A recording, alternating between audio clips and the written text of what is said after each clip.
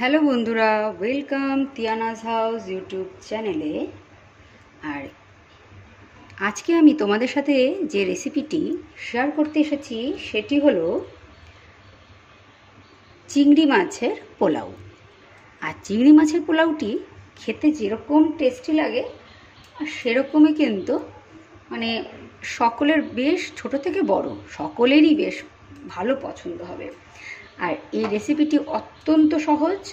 আমি তোমাদেরকে পুরো ডিটেলসে রেসিপিটিকে আজকে ভিডিওর মধ্যে দিয়ে দেখিয়ে দেবো।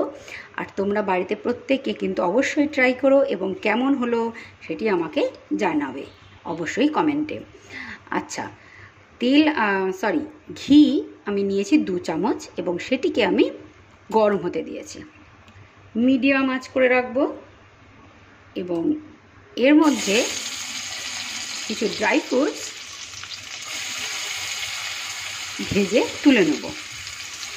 আমি এখানে কাজু, কিশমিশ আর আমন্ড নিয়েছি।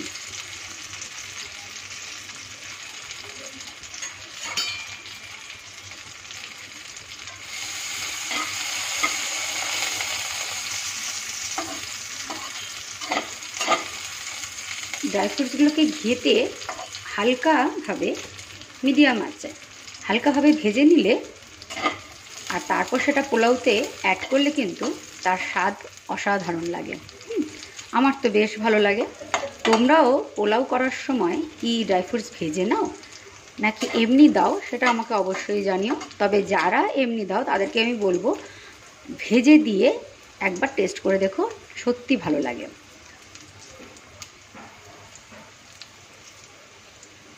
খুব তাড়াতাড়ি ভাজাটা হয়ে যায়, কারণ বেশিক্ষণ ভাজলে পরে কিন্তু পুড়ে যাওয়ার সম্ভাবনা থাকে। হয়ে গেছে, এবার আমি তুলে নেব।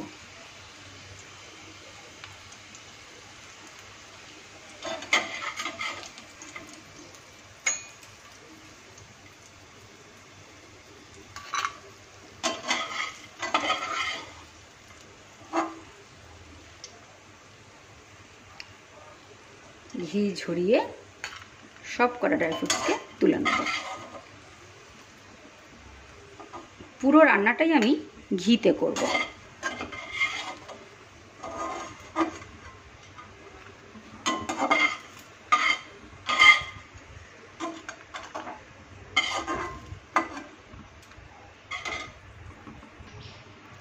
আচ্ছা, যেহেতু চিংড়ি মাছের পোলাও হবে তো সেই জন্য এর মধ্যে চিংড়ি মাছগুলোকে প্রথমে ভেজে নেব।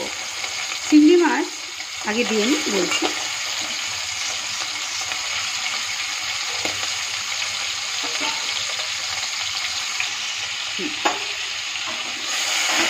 চিংড়ি মাছগুলিকে আমি নুন এবং অল্প হলুদ দিয়ে মাখিয়ে রেখেছিলাম। এখন চিংড়ি মাছগুলোকে ভালো করে একটু ভেজে নেব, হালকা ব্রাউন করে তুলে নেব।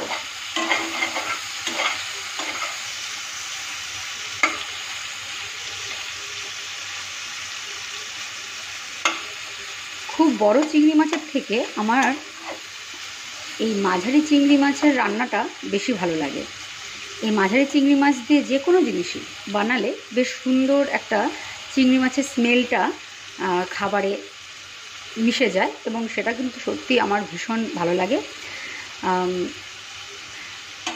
বড় গলদা চিংড়ি বলুন, বাগদা বলুন, যেটাই বলুন না কেন, বড় চিংড়ি মাছগুলো আলাদা, চিংড়ি মাছগুলো খেতে অবশ্যই ভালো লাগে। কিন্তু কোনো রান্নায় যদি দেওয়ার হয় সেই ক্ষেত্রে কিন্তু এই মাঝারি মাপে এই চিংড়ি মাছগুলো দেওয়া যেতে পারে, তবে ফ্লেভারটা ভালো আসে। বড় চিংড়ির মধ্যে কিন্তু সেই ফ্লেভারটা থাকে না, তাই না? দেখুন, যেরকম এই মোচা অথবা লাউ ঘন্ট, এই বিভিন্ন জিনিসে যদি আমরা চিংড়ি মাছ অ্যাড করি সেক্ষেত্রে কিন্তু দেখবেন ছোট চিংড়িটাই বা এই মাঝারি মাপের এই চিংড়িগুলো অ্যাড করলে কিন্তু স্বাদটা বেশি ভালো লাগে। সেসব ক্ষেত্রে কিন্তু আমি চাইলেও বড় চিংড়ি মাছ অ্যাড করতে পারবো না, কারণ বড় চিংড়ি মাছগুলোতে কিন্তু সেই স্বাদটা পাবো না যেটা এই মাছগুলো থেকে পাবো। তো সেই জন্য চিংড়ির পোলাওর ক্ষেত্রে আপনারা যদি চান তো বড় চিংড়ি অবশ্যই দিতে পারেন, ঠিক আছে? কিন্তু আমার পার্সোনালি কিন্তু এই মাঝারি চিংড়ি মাছটা দিয়েই চিংড়ি পোলাওটা খেতে বেশি ভালো লাগে। চিংড়ি মাছ ভাজা হয়ে গেছে, এবার মাছগুলোকে ধীরে ধীরে তুলে নেব। আমি হালকা করেই ভেজে নিলাম।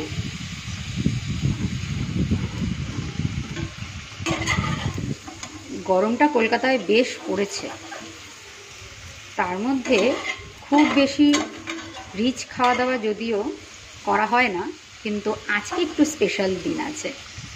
আসলে আজকে আমার বার্থডে, আর বার্থডেতে যতই গরম পড়ুক না কেন একটু বাড়ির সবাই খেতে আবদার করেছে একটু অন্যরকম কিছু, তাই আমি আজকের রেসিপিতে চিংড়ি মাছের পোলাও আর বড় বোয়াল মাছ গ্রেভি রান্না করছি। এবং গরমে তো আম ছাড়া কথাই নেই, তাই আমের চাটনিও রাখছি, সঙ্গে বেগুনিও করব, অনেক কিছুই চিন্তাভাবনা রেখেছি। এখন দেখি কত দূর কী করে উঠতে পারি, কারণ গরমটা যথেষ্ট বেশি। এবার আমি এর মধ্যেই চিংড়ি মাছটা তুলে নিয়েছি, তেল রয়েছে, ঘি রয়েছে, তো বারবার তেল এসে যাচ্ছে মুখে, যাই হোক ঘিটা রয়েছে। এবং এর মধ্যেই আমি পেঁয়াজ ভেজে নেব। পেঁয়াজ কুচি করে রেখেছি, একটা বড় পেঁয়াজ।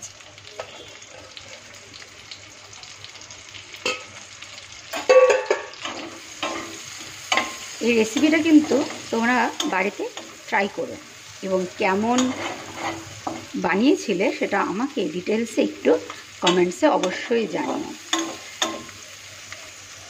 অনেকই সহজ রেসিপিটা, আমি কিন্তু তোমাদের সাথে বেশ সহজ করেই রেসিপিগুলোকে শেয়ার করি, যাতে তোমাদের প্রত্যেকে বাড়িতে তৈরি করে নিতে সুবিধা হয়। আর আগেও বলেছি, আমার আগের ভিডিওগুলোতেও বলেছি যে এটাই আমার রেসিপিগুলো মেনলি আমি তাদের জন্য বানাই, তাদের সাহায্য করে যারা একা থাকে। হ্যাঁ, কাজের সূত্রে হোক অথবা পড়াশোনার সূত্রে হোক, অনেককেই বাইরে থাকতে হয়, বাড়ির বাইরে। এবং বাড়ির মায়েরা তো রান্না করে অবশ্যই বিভিন্ন ভালো ভালো রেসিপি খাওয়ায়, কিন্তু যখন কেউ বাড়ির বাইরে আলাদা থাকে তখন কিন্তু তার একার পক্ষে কাজ, পড়াশুনো, রান্না সমস্ত কিছু সামলিয়ে করে ওঠাটা একটু চাপের হয়। একটু নয়, বেশ চাপের হয়, যারা করে তারা ঠিক জানে। তো সেই জন্য তাদের কথা মাথায় রেখেই আমি খুব সহজে এই রেসিপিগুলো যেন করে ফেলা যায়, আমি সেগুলোই দেখাই। পেঁয়াজটা ভাজা হয়ে এসেছে, এবার আমি এর মধ্যে গোটা গরম মশলা ফোড়নে দিয়ে দেবো। আমি এখানে 3টে এলাচ, 4-5টা লবঙ্গ এবং দারচিনি নিয়েছি, যেটা ফোড়ন দেব। কিন্তু তার আগে আমি এলাচগুলোকে একটু ফাটিয়ে নিলাম। দেখুন, এলাচগুলোকে কিন্তু আমি ফাটিয়ে নিয়েছি। হ্যাঁ, ফাটিয়ে নিলাম, কেননা গরম তেলে পড়লে অনেক সময় এলাচটা ফেটে ওঠে, সেই জন্য আমি ফাটিয়েই দিলাম। দেওয়া হলো। এবার 1 চামচের মতো আদা রসুন পেস্ট দেব। এখানে আমি 2টো লঙ্কাও এই আদা রসুনের সাথে বেটে নিয়েছি। ঝালটা প্রত্যেকে আপনারা নিজেদের মতন দেবেন, স্বাদ মতো। হ্যাঁ, এর মধ্যে আমি নুন আর হলুদ অ্যাড করব।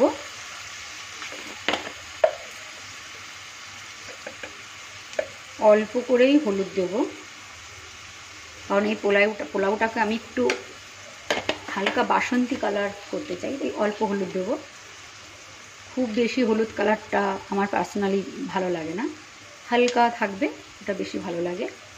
এবার নেব লবণ, 1/2 চামচের মতো লবণ দেব, স্বাদ মতো অবশ্যই।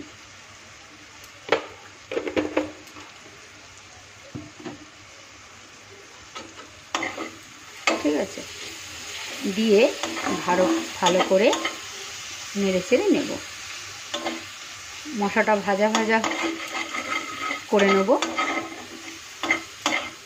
আমার এই রেসিপিগুলো যদি আপনাদের ভালো লেগে থাকে অবশ্যই আমার চ্যানেলটিকে লাইক করবেন এবং শেয়ার করবেন আমার এই ভিডিওগুলি আপনাদের আত্মীয় স্বজনদের সাথে, আপনাদের বন্ধু বান্ধবের সাথে, ঠিক আছে? আর আমার চ্যানেলটিকে কিন্তু অবশ্যই সাবস্ক্রাইব করে রাখবেন। আমি কিন্তু এরকম আরও নতুন নতুন ভিডিওগুলো আপনাদের সাথে শেয়ার করতে পারবো তার ফলে, এবং আমার কিন্তু এতে আরও বেশি ভালো লাগবে। ঠিক আছে, মশলাটা ভাজা ভাজা হয়ে গেল। ছোটো চামচের 1 চামচ জিরের গুঁড়ো দিলাম এবং আমি 2 চামচ দই বেটে পেস্ট করে রেখেছি, এই দইটাও দিয়ে দেবো। এই ক্ষেত্রে দইটা দেওয়ার সময় কিন্তু অবশ্যই আঁচ কম করে দেবেন, না হলে অনেক সময় যেটা হয় দইটা ফেটে যায়। আঁচ কম করেই ভালো করে নেড়ে চেড়ে নিতে হবে মশলাটাকে, আর নাড়তে থাকতে হবে, তাহলে দইটা কেটে যাবে না।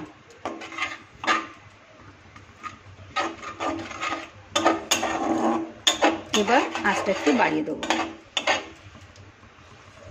ভালো করে মশলাটা কষে গেলেই এর থেকে বেশ তেল মতো বেরিয়ে আসবে।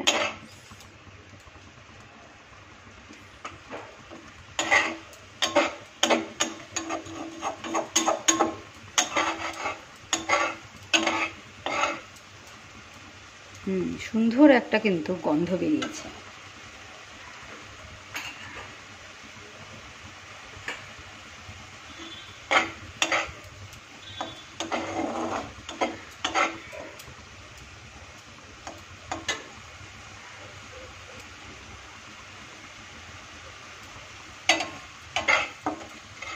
দেখুন বেশ তেল তেল বেরিয়ে গেছে দইটা থেকে। দই মশলা সবটা ভাজা হয়ে কেমন তেলের মতন তেলটা আলাদা হয়ে গেছে, দেখতে পাচ্ছেন? এই অবস্থায় আমি চালগুলো দিয়ে দেবো আঁচটা কমিয়ে রেখে।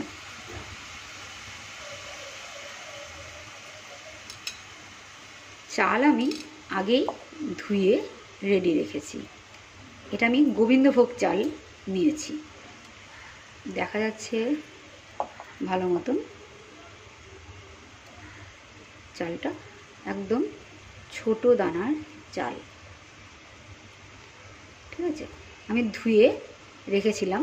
এবার এই চালটাই আমি নিয়ে নেব, এই মশলার মধ্যে দিয়ে দেবো। এখানে আমি কিন্তু 2 কাপের মতন চাল নিয়েছি।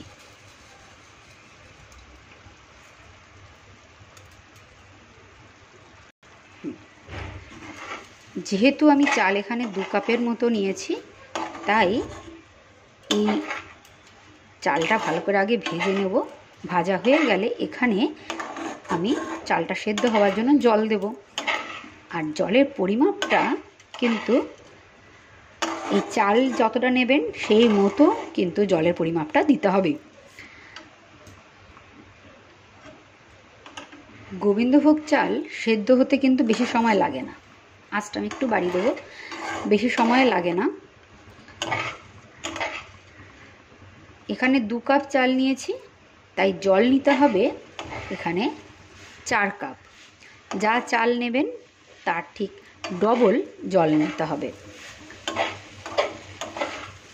আর চিংড়ি মাছটা তো আগে ভেজেই নিয়েছি, সেই জন্য চিংড়ি মাছটা সেদ্ধ হতে খুব বেশি জলের প্রয়োজন হবে না। আর এটিতে জল অ্যাড করার আগে জল কিন্তু অবশ্যই ভালোভাবে গরম করে নেবেন।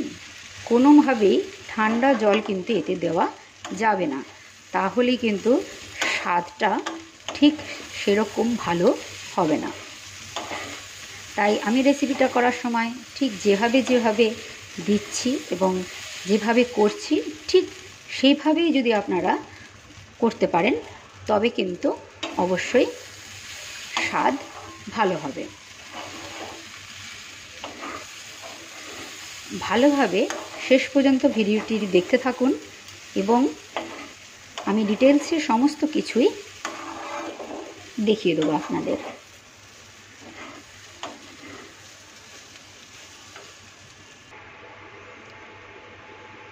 চালটা বেশ ভাজা ভাজা হয়ে এসেছে, গন্ধ খুব সুন্দর হয়েছে। এই অবস্থায় আমি এই যে ভেজে রেখেছিলাম আগে ড্রাই ফ্রুটসগুলো, এগুলো এর মধ্যে দিয়ে দেবো।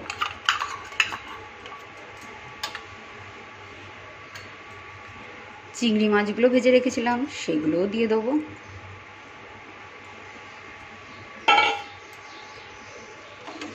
সব দিয়ে এবার ভালো করে নেড়ে নেব।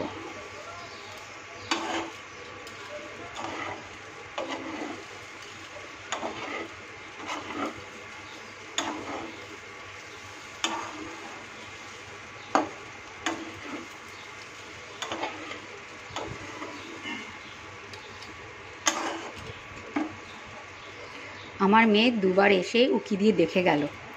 আসলে এই চাল ভাজা হলে এত সুন্দর গন্ধ বের হয় যে বাচ্চারা কিন্তু ছুটে এসে দেখেই যাবে যে কি রান্না হচ্ছে। তাই দেখে গেল যে আমি তার পছন্দের সেই পোলাও রান্নাটা করছি কিভাবে, আর কত দূর রান্নাটা হলো। অনেকটা সময়ও হয়ে গেছে, সবাই খেতে বসবে। এটা আমি একদম লাস্টে করছি, বুঝলেন তো, কারণ এটা করতে বেশি সময় লাগে না, একদম গরম গরম এটা নামাবো, 5 মিনিটের মধ্যে হয়ে যাবে, তারপর সবাইকে সার্ভ করে দেবো।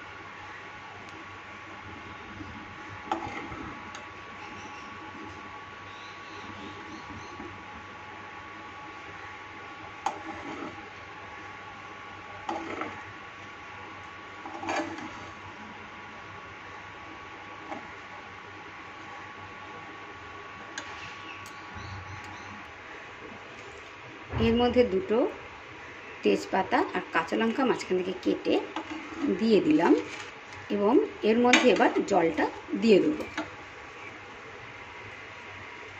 ধীরে ধীরে জলটা অ্যাড করব।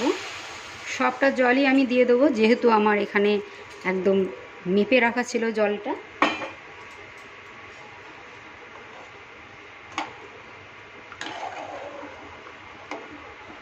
এবার আঁচটা বাড়িয়ে দেব এবং ভালো করে মিশিয়ে নেব। চিংড়ি মাছগুলো খুব ভালোভাবে সেদ্ধ হয়ে যাবে এবং চালটাও সেদ্ধ হয়ে যাবে, বেশি সময় লাগে না এই চাল সেদ্ধ হতে, 5 মিনিটের মধ্যেই হয়ে যাবে। একটু জলটা ফুটে এলেই আমি ঢেকে এটা রেখে দেবো।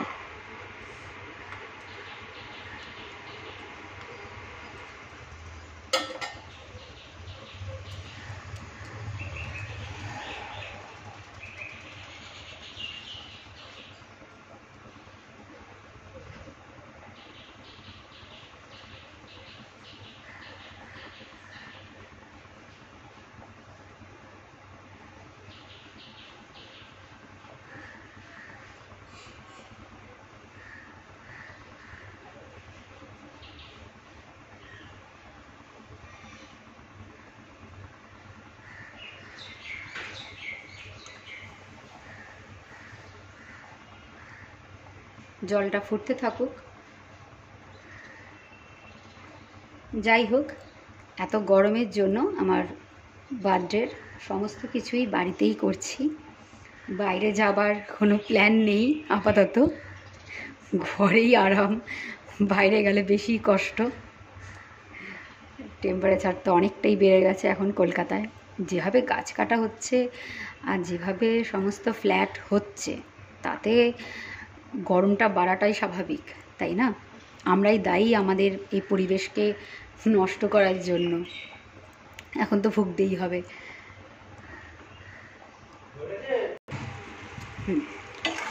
জলটা শুকিয়ে এসেছে এবং চালটাও সেদ্ধ হয়ে গেছে।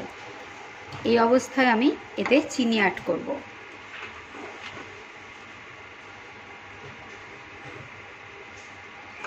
1 2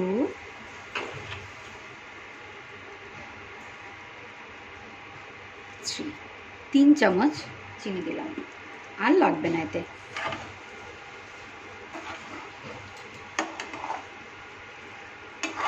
এবার ভালো করে নেড়ে নেব, চিনিটাও গলে যাবে, তারপর নামিয়ে নেব। আস্তে আস্তে করে নাড়া দিতে হবে, কারণ এখন তো জলটা শুকিয়ে গেছে। বেশি অসাবধানতায় কিন্তু চালগুলো ভেঙে মাখো মাখো হয়ে যেতে পারে। তো সেই জন্য আস্তে আস্তে করেই আমি এটা এপাশ ওপাশ একটু নাড়িয়ে ওই চিনিটা যেটা দিলাম সেটা মিক্স করে নেব ভালোভাবে। এই পোলাওটা আমার হয়ে গেছে। এবার আমি এটাকে ঢেকে রেখে দেবো 2 মিনিটের জন্য, তারপর খুলে আমি সার্ভ করতে পারবো।